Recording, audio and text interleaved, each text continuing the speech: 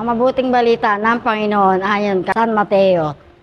Nung panahong iyon, sinabi ni Jesus sa aba ninyo, mga ekskriba at mga pariseyo, mga mapag-imbabaw, ibinigay ninyo ang ikapugulaying walang halaga, ngunit kinaliligtaan ninyong isagawaan lalong mahalagang aral sa kautusan. Ang katarungan, ang pagkahabag at ang katapatan tamang gawin ninyo ang mga ito. Ngunit huwag naman ninyong kaligtaan gawin ang iba, ang bulag ng taga-o akay. Sinasala ninyo ang niknik ng inyong inumin, ngunit nilulunok ninyo ang kamelyo sa aba ninyong mga ekskriba at mga pariseyo.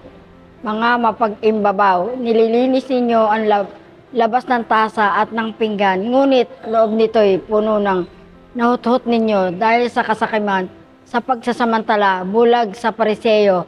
Linisin muna ang mga nasa loob ng tasa at ng pinggan at maging malinis din ang labas nito. Ang mabuting balita ng Panginoon.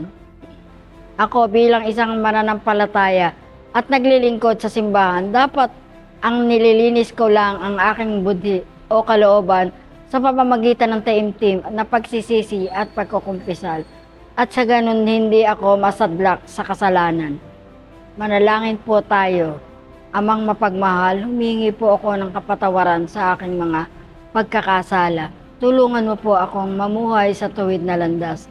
Ilayo sa kasalanan na magbubunga ng aking kapahamakan. Gabayan mo po ako palagi, huwag makagawa ng kasalanan na makapagpaparumi sa akin. Amen.